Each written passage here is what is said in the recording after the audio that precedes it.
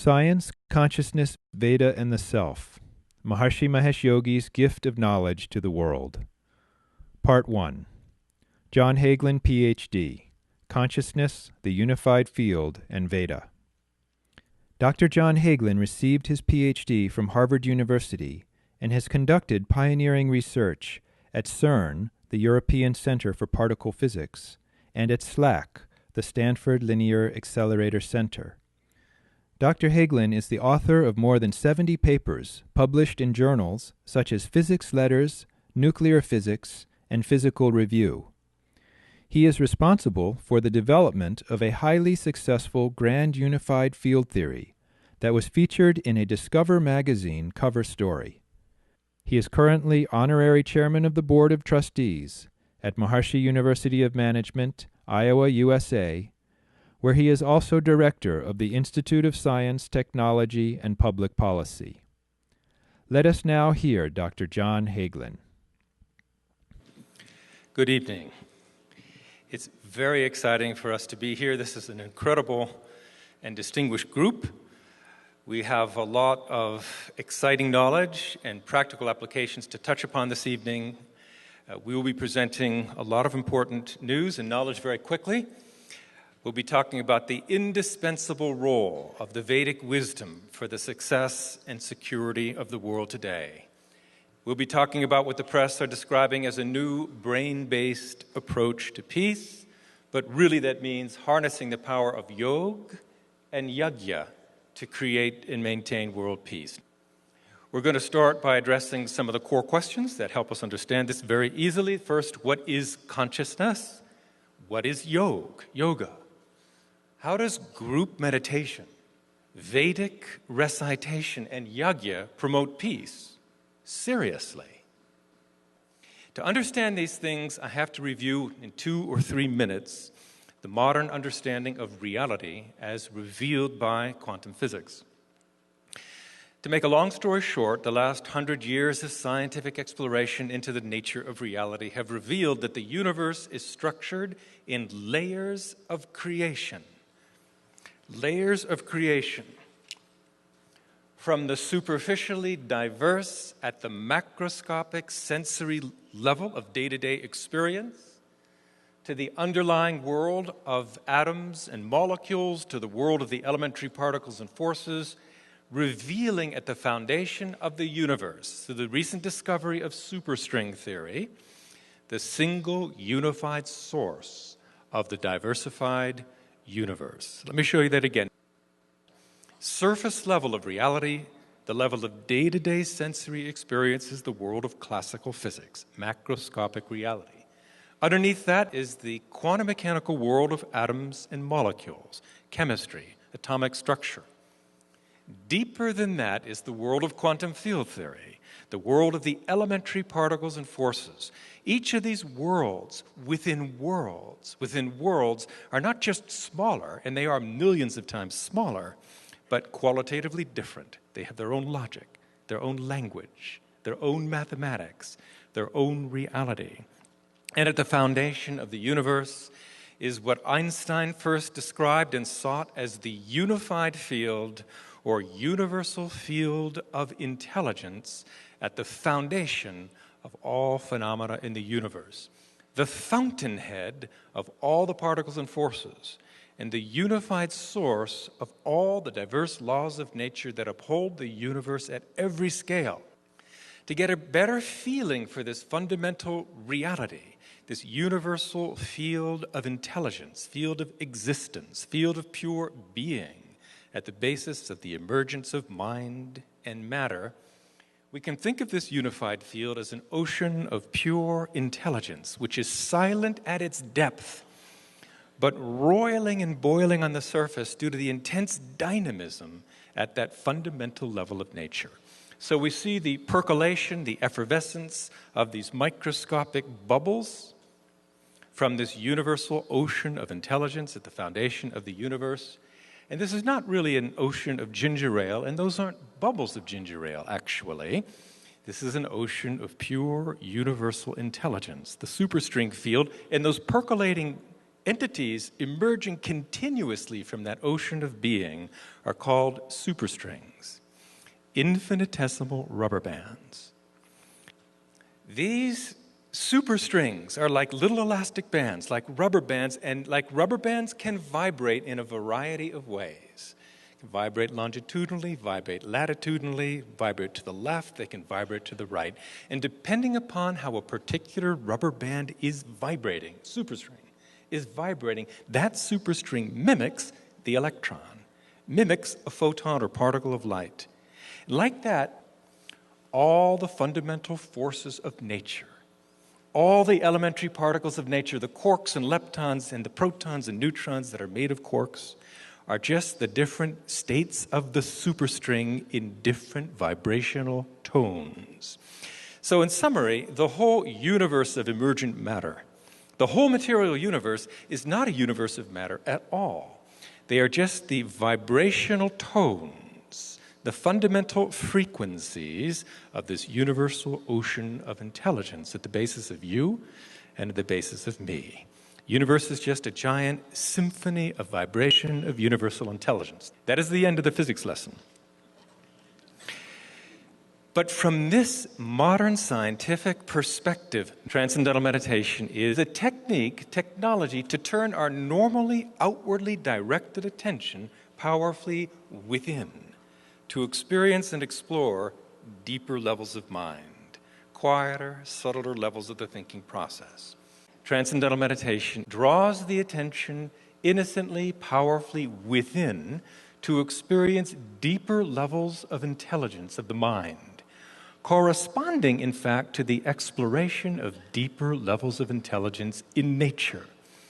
And in the state of samadhi, which is not something that takes years of discipline to experience, but with real yogic meditation from the Yoga Sutras of Patanjali and from the Bhagavad Gita that Maharshi has introduced or reintroduced to the world, it's a matter of minutes to glimpse that universal ocean of intelligence, the immortality within. And in that deepest, silent, expanded state of awareness, pure consciousness, samadhi, human awareness experiences this fundamental unity, this ocean of intelligence at the basis of mind and matter.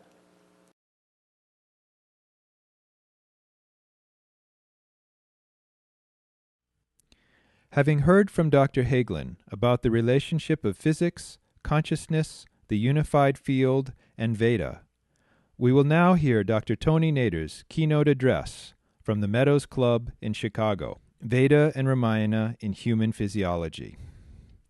Dr. Tony Nader received his medical degree from the American University of Beirut, where he also studied internal medicine and psychiatry. His Ph.D. is in the area of brain and cognitive science from the Massachusetts Institute of Technology, MIT, where he was also a visiting physician and assistant director at the Clinical Research Center. He completed his postdoctoral work as a clinical and research fellow in neurology at the Massachusetts General Hospital, Harvard Medical School. Dr. Nader's desire to gain total understanding of the human mind and body, of consciousness and physiology, led him to the study of Maharshi Vedic science and technology under the guidance of Maharshi Mahesh Yogi. On the basis of his knowledge of physiology, Dr. Nader has successfully correlated each aspect of the Vedic literature to a specific area of physiology, with the conclusion that human physiology is the expression of Veda and the Vedic literature. This is the subject matter of his first book, Human Physiology, Expression of Veda and the Vedic Literature. This discovery has been appreciated by scientists and political leaders throughout the world. Its practical application has been documented by original research conducted by medical doctors and scientists, which demonstrates the effectiveness of Vedic sounds and Vedic vibrations for the treatment of chronic disorders. In appreciation for his achievements in illuminating Vedic science in the light of modern science, Dr. Nader was honored by Maharshi in the year 2000 with the title Maharaja Adhiraj Rajaram and given the responsibility for guiding the global country of world peace and for carrying Maharshi's legacy forward to the next generation. In January 2012, Dr. Nader released his long-awaited book, Ramayana in Human Physiology, and in the spring of 2012, he brought the scientific knowledge of Veda and Ramayana to enthusiastic audiences around North America, speaking to thousands of people who attended presentations such as this one from the Meadows Club. Now let us hear Dr. Tony Nader. Anandadhyeva kalvimani bhutani jayanti. Anandena jatani jivanti. Anandam prayantyabhisham vishanti. Out of bliss, these beings are born. In bliss, they are sustained. And to bliss, they go and merge again. Aham Brahmasmi. I am Brahman. Tattvamasi. Thou art that. Sarvam Kalvidam Brahm. Everything is totality, is wholeness, is Brahman. All this is wholeness. As is the atom, so is the universe. As is the body, so is the cosmic body. Yatha pinde, tatha brahmande. In all traditions, this wisdom of the ancient Vedic knowledge has also been reverberating. In the Bible, man was created in the image of God. In the Quran, and on earth are signs of God for those of assured faith. They are within you. Do you not perceive? In the Tao, the nature of heaven belongs to man.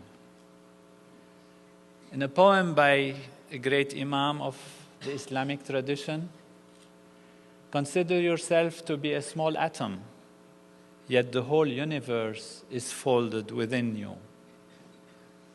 In Christianity, the kingdom of heaven is within you. We have heard that modern science has uncovered a reality that is described by the great scientists of our world, such as Dr. Hagelin, as being the unified field of all the laws of nature. We have also heard that the technologies available to us from the Vedic tradition, as brought to light by the holy tradition of Vedic masters, and in this generation in a scientific way by Maharshi Mahesh Yogi, has given a technology that allows every one of us to close the eyes and let the mind settle and experience our true self, our Atma, to be Brahma, to be totality, to be wholeness. And we have seen that this experience is not just a psychological feeling of well-being, but it has implications in our health, behavior, decrease in crime on society, and when practiced in a group, it reduces conflicts and raises society to very high levels of achievement, prosperity, and research has shown that international conflicts can be reduced. Dr. Hagelin also explained that as the unified field vibrates, it creates these forces and particle fields that become the atoms, that become the molecules, become the organs, become the individual, become the whole universe. Maharshi explains that if you go into your state of deep self-awareness, pure consciousness, and become familiar with it, you are actually capable of cognizing or experiencing the sounds, these vibrations that Dr. Hagelin was talking about. You can actually experience them. And if you experience them on the level of vibration, which means sound, you can actually say them, chant them. And that is how the Veda comes. So that is one very important point of consideration. Veda is the record of the vibrations of the sounds that actually make the entire universe. As they get more and more complex, they get more and more differentiated, and they get more and more expanded, and they get a large body of knowledge or a large body of sound and vibration, and that's what we call Veda, which means the Vedic sounds are actually not on the level of their meaning. And therefore, Veda doesn't have to be translated to actually be effective or to be understood. There are 40 aspects of Veda in the Vedic literature that Maharshi has organized as a perfect science of life. You probably can't read from a distance. It shows here Atma, and then Rig Ved, Sama Ved, Yajur Ved, Atharva Ved, and then all the Vedic literature, Shiksha, Kalpa, Vyakaran, Niruk, Chan, Jyotish, Nyaya, Vaisheshika, Samkhya, Yoga, Karma, Mimamsa, Vedanta. Then you have Dhanurved, Stapatya Ved, Ayurved, Upanishads, Aranyak, Brahmana, Itihas, Puran, Smriti, and all the Pratishakyas. And Maharshi has shown how actually these values of the Ved emerge from the Atma, the self, how they differentiate into sound through Rig Ved, and how Rig Ved itself is constructed, and how it becomes itself differentiated into three values, Sama Ved, Yajur Ved, Atharva Ved, and how these three major values then get themselves differentiated and expanded through all the other values. So that is the way Maharshi has explained Veda to be. Now, how do we prove that actually this Veda is truly the sounds of the unified field? Because you could say, many traditions, they express values of reality in their own way, and this tradition also expressed it in this own way. Why and how we can make sure that it is not the imagination of those rishis who started to sing some song like people sing it, and then it became the Veda. How do we know that? We know that through two ways. One way is the effect of the Veda. Does it produce an effect? And that's what we have been studying over the past 30, 40 years, the effects of these sounds on the physiology, on the environment, on the society, and you will hear more from this evening, particularly by Dr. Ramani Iyer, who's with us. And this has been proven to be very effective. Therefore, it is a reliable scientific knowledge in the fact that it produces the effect that it's supposed to produce. Another way to analyze them scientifically and to see what actually they are creating and how they are functioning is to compare those structures of those sounds to the structures that are in the universe, with the assumption or the theorem or the axiom, if you like, that those, if they have these sounds, they have a structure, their structure or their structuring dynamics will be similar or the same to the way the universe is built. Because if the universe is built in accordance with the rules and laws available in the unified field, and the unified field expresses itself, it must express itself according to its own dynamics.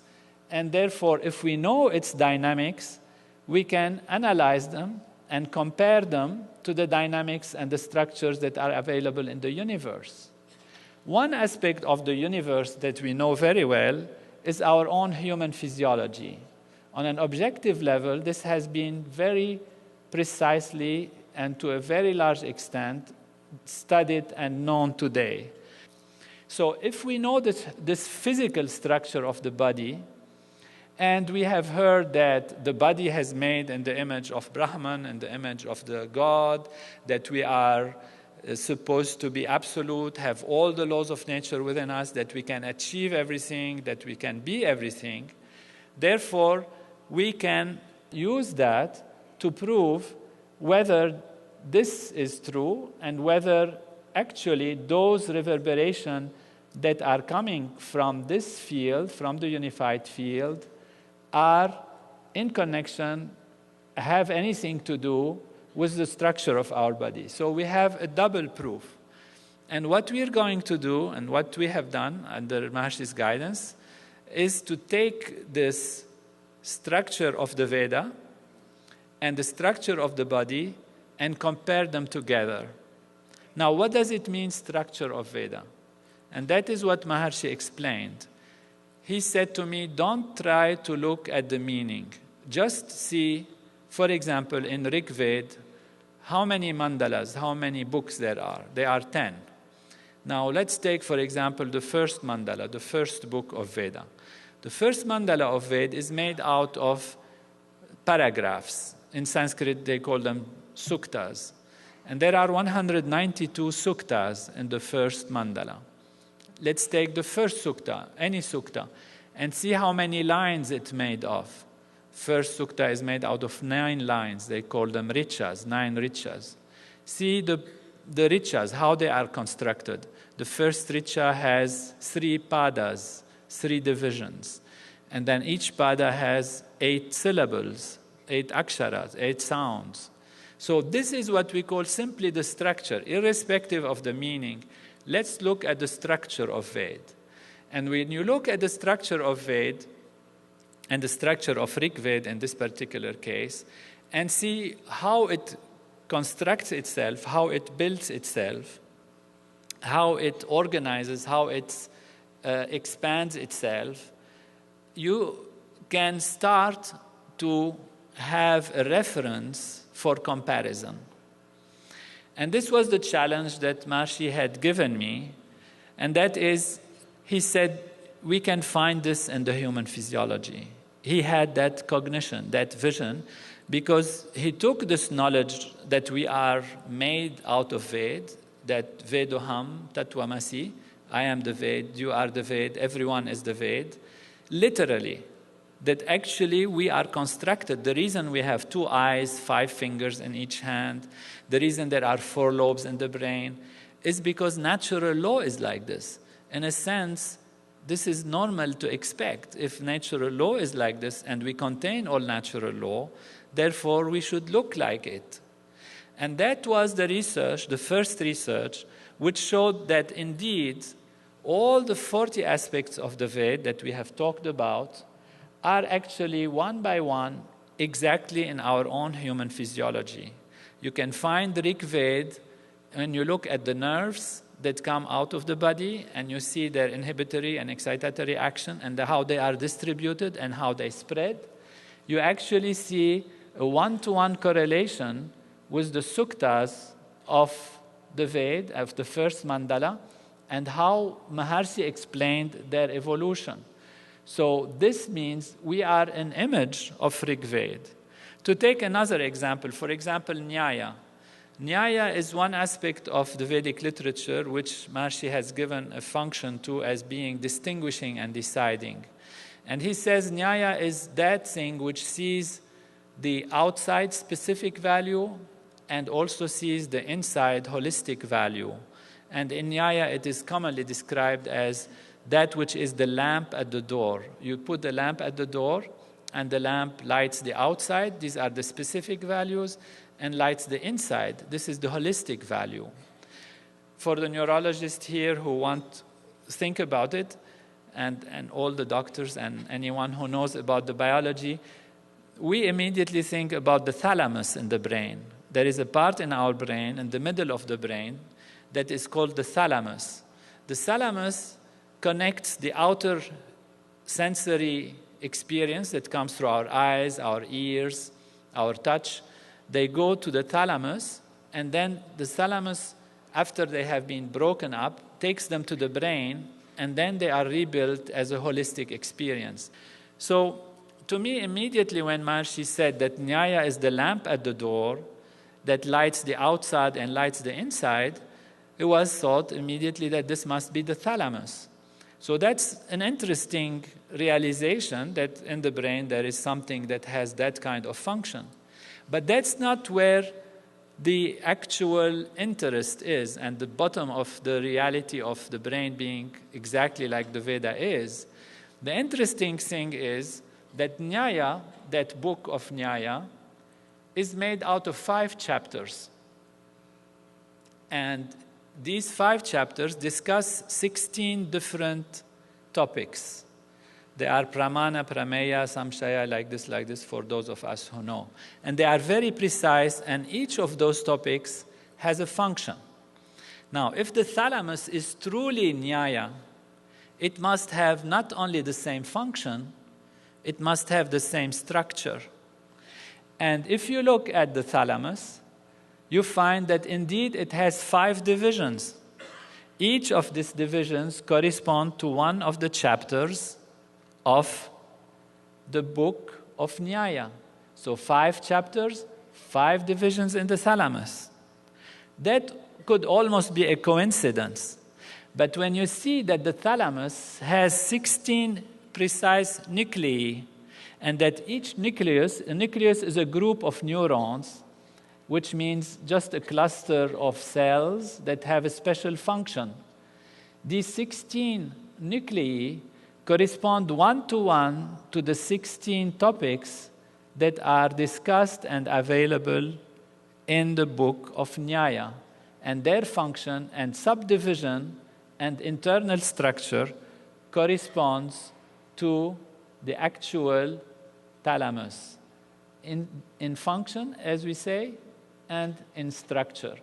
Therefore, within us is actually the book of Nyaya in physical form. Like this, all the sutras of yoga, all the chapters of yoga are present one-to-one in our human physiology. These are the chapters of yoga, the 4 chapters. They correspond to the 4 lobes of the brain. And you can see here a brain on which are written, you can't read from a distance, the actual sutras in Sanskrit, referring to the functions of these areas and their placement, in such a way that the Patanjali Yoga Sutras that are in this book are actually a direct cognition of natural law, of the laws of nature, and they are produced and reproduced in our brain, in our human physiology. Like this, all the 40 aspects of Veda and Vedic literature, all the Shiksha, Kalpa, Vyakaran, Jyotish, the planets are all within our body. They are one-to-one correlated in their structure and in their function. Maharishi has wanted me to take this to another level of research and study the dynamics, which means how these react with each other, how they interact with each other. And he said that Ramayana, which we all know is the story of Ram and Ayodhya and Ramraj, and coming back after having destroyed negativity and creating heavenly life on earth and balance in the kingdom, Maharishi said, that whole story is actually the story of our life. It's happening within us. And what the whole story of the Ramayana is actually how our body grows, develops, reaches a higher state of development, and ultimately reaches enlightenment, moksha, and liberation. There is a part in our brain that does what Bharat does in the Ramayana. There is a part for Lakshman. There is a place for Sita. So we want to know where they are. Ram is in this part of the brain, not only where he is sitting here, but he covers an area a bit wider here in the parietal lobe. This is called the frontal lobe, but we had to put him somewhere in the picture. But the reality of Ram covers a wider area here. That is the function of Ram. The function of Bharat is in the frontal lobe, and also this part of the brain, which is called the cingulate gyrus. Therefore, Ram, Bharat, and the others are not consigned to very specific lobes of the brain, but a combination of structure. Now, these are just examples of where they are. What makes the study of this most compelling is not just the fact that there are structures that correspond to characters in the Ramayana. What makes it most compelling is the relationship between structure and the dynamics of interaction that actually take place in the Ramayana, taking place in our physiology. For example, if you take the mothers in the Ramayana and the queens, they are the mothers of certain characters. In the study of the Ramayana, I have found that the mothers or the queens are the nourishing value. And Sita is the mother of mothers, and she is in the heart. She is the representation of Mahalakshmi in the heart. All the mothers, all the queens that appear in the Puranas, in the Upanishads, in Devi Bhagavatam, in Mahabharata, in Ramayana, they are actually correlated and have been mentioned and repeated in different ways. They appear different ways. And somebody in India had done a Puranic encyclopedia, you might be aware of it, and at the end he has done a family tree of all the mothers, the ladies in the Puranas, and the whole stories. And that's a very specific family tree, which means there is a grandmother, Asikni. She was married to Daksha, and then she got Diti and Aditi, and then Diti got so many children, and Aditi got so many, and then like this family tree, like you do a family tree, and it goes down generation after generation. In order to be scientifically reliable, if you say all the mothers are in the heart and they are therefore connected to the arterial tree and the nourishing values of the arteries, wouldn't be it interesting if the structure of the arteries in our heart and in our body actually correspond to the family tree of the Vedic mothers? And they correspond 1-to-1. This is the aorta coming from the heart, and these are the branches of the aorta as it bifurcates and creates all the arterial tree. And in structure, in function, in division, and in correlation, they correspond 1-to-1 to the family tree of the mothers in the Vedic literature, of the queens of the Vedic literature. Therefore, our arterial system is an exact replica of the family tree of the ladies, the mothers, the queens that appear in Veda, that appear in the Vedic literature. And now you ask yourself, well, what is their relationship to their progeny? For example, Kaushalya is the mother of Ram. Where should Kaushalya be? Where do you expect Kaushalya to be? Where Ram is, she is the mother of Ram, she should nourish Ram. And that's what you find. Kaushalya is the middle cerebral artery. It covers exactly the area where Ram is. Kaikeyi is the anterior cerebral artery. She covers exactly the area where Bharat is. Sumitra is the posterior cerebral artery. It covers where Lakshman is, and Satrughna also. All of these aspects are very precise scientific description of what is actually happening in our brain. Not only on the level of static structure, but actually on the level of the dynamics of what takes place between one character and the other, and how they travel, and what happens, and what takes place, and how they interrelate to each other. One great character of the Ramayana, which I'm sure everyone likes to know, and I promised one of our doctors before the meeting to talk about, is Hanumanji. Hanumanji, how can we explain such a very complex character? How can it be that a structure in our body will become small, then become big, then send messages, then go through a small hole, then burn the city, then bring healing aspects and all of that? And if we look at it carefully, we find it is the hormonal system. All our endocrine system together is under the control of Hanumanji. And you know, the hormones are very tiny molecules, you can't even see them under the microscope, that travel everywhere in the body, that can penetrate through small holes that sit on receptors. They send messages, they are messengers actually, and therefore this is how it is a message. Yet, as a whole, as a group, they are huge. In a split second or a few seconds, if you have a secretion of hormones, a certain type of hormone in the body, your whole metabolism can be changed, your digestion can be changed, your immune system can be activated or deactivated. And when you look in the Ramayana and see how Hanumanji is described, you actually find that this is a physiological description of the entire hormonal system.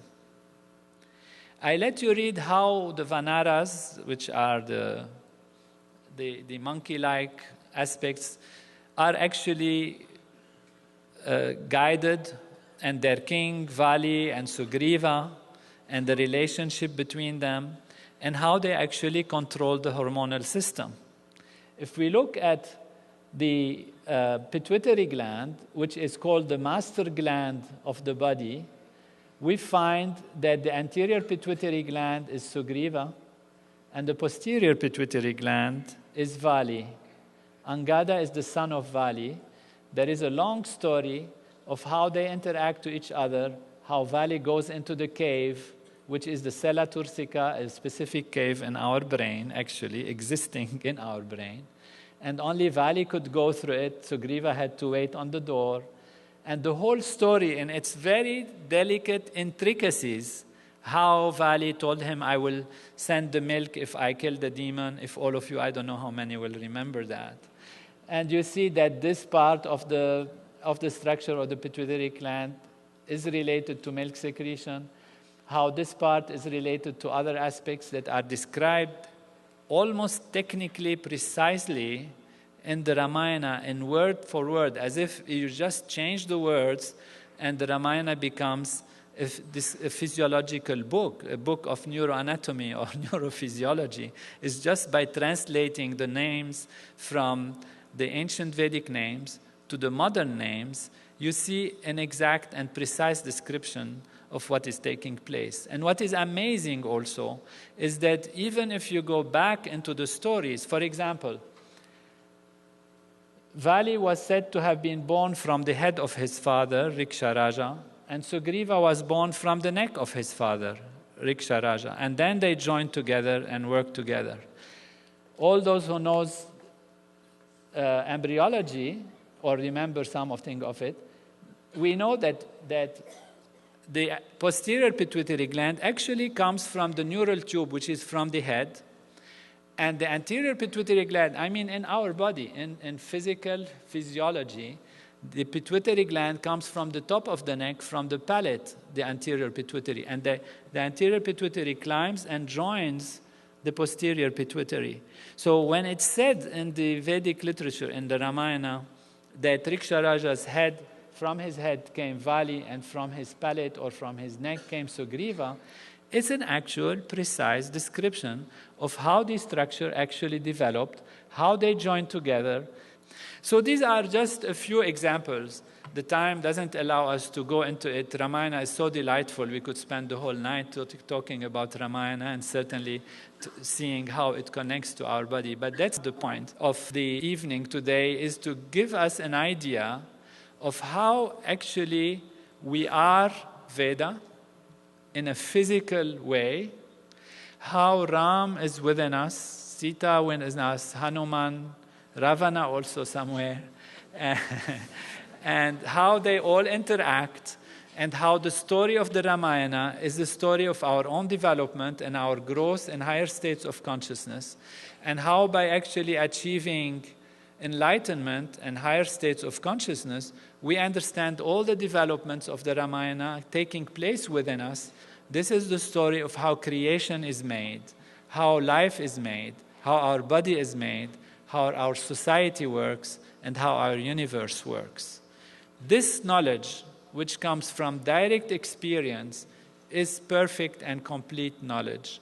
If we go back in history, what was the reference for action, the reference for thinking, for behaving? It was self-referral, pure knowledge. Today, modern science has given us a lot to improve our life. We have cars, we go to the moon, we fly fast, etc. But we always refer in our actions, in our politics, in creating our laws, in our decision-making, to our self-referral values within us. We refer to what we know best to do. And that is because our physiology is also an instrument of knowledge that when perfected and when awakened in all of its values, it can know everything, it can be everything, and it can live life in perfection. You have that knowledge. Your tradition, your ancestors, your parents have upheld that tradition for generations and generations. And today, it's only because modern science had advanced enough that we can truly recognize the value of this knowledge. However, if I'm here for anything, is to share this with you and truly to have the opportunity to thank you and thank Veda Bhumi Bharat, Deva Bhumi Bharat.